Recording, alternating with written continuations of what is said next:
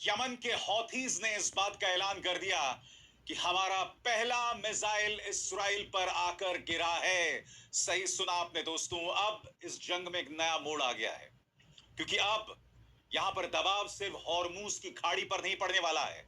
बाब अल मंदब एक और सकरा सा चोक पॉइंट है, जिसका इस्तेमाल अब ईरान और यमन या ये कहा जाए हौथी विद्रोही करने वाले हैं। सबसे पहले मैं आपको मंजर दिखाना चाहता हूं जब हौथियों ने वो मिसाइल यमन से इसराइल की तरफ दागी, जो कई खबरों के मुताबिक उसके न्यूक्लियर प्लांट्स को निशाना बनाने के लिए था। यानी कि जो लक्ष्मण रेखा इसराइल ने पार की, अब उसका मुंह तोड़ जवाब दिया जा रहा है। सबसे पहले मैं चाहूंगा आप इस वीडियो को देखें।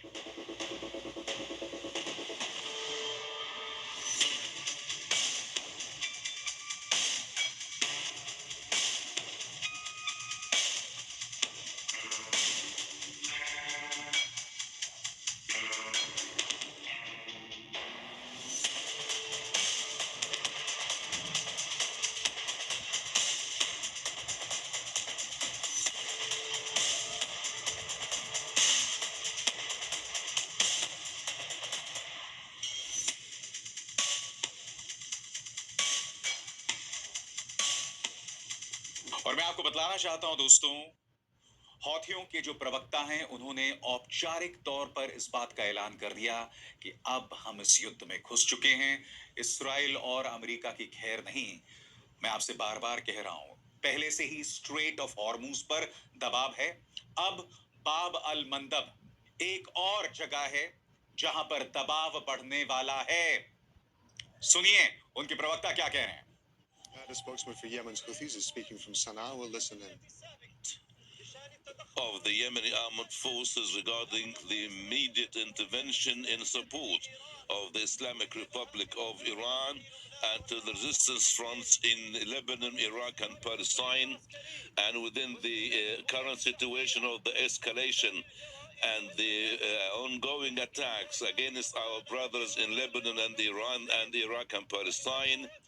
दोस्तों, अब आपके जहन में दो सवाल होंगे कि हौथीज के प्रवेश के बाद ये जंग किस तरह से अब एक नया मोड़ लेने वाली है। दूसरी बात, पहले से ही हॉर्मूज जल डमरू मध्य पर दबाव था। अब बाब अल मंदब, जहां पर हौथियों का कब्जा है, वहां पर उनका नियंत्रण है, वहां से भी अब शिप्स जो हैं आगे नहीं बढ़ पाएंगी। इसका क्या असर पड़ने वाला है? सबसे पहले बहुत ही सरल शब्दों में, हौथीज का प्रवेश सिर्फ अमेरिका और इसराइल के लिए करारा झटका नहीं है, ग्लोबल शिपिंग के लिए एक बहुत करारा झटका है। सबसे पहला सवाल जो आपके जहन में आ रहा है दोस्तों, हौथीज की एंट्री का मतलब क्या है? गौर फरमाएं। हौथी लीडर अब्दुल मलिक अल हौथी और उनके स्पोक्सपर्सन साफ कह चुके हैं कि यमन पूरी तरह से तैयार है ईरान के साथ खड़ा होने के लिए।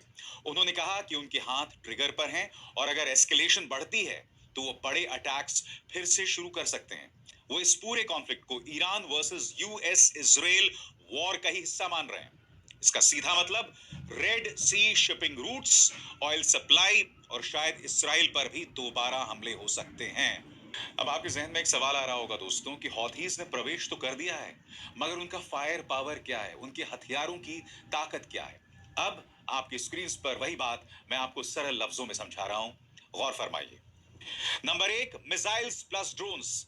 ईरान की मदद से हौथीज के पास बैलिस्टिक मिसाइल्स, क्रूज मिसाइल्स और सुसाइड ड्रोन्स हैं, जिनकी रेंज करीब 2000 से 2500 किलोमीटर तक मानी जाती है।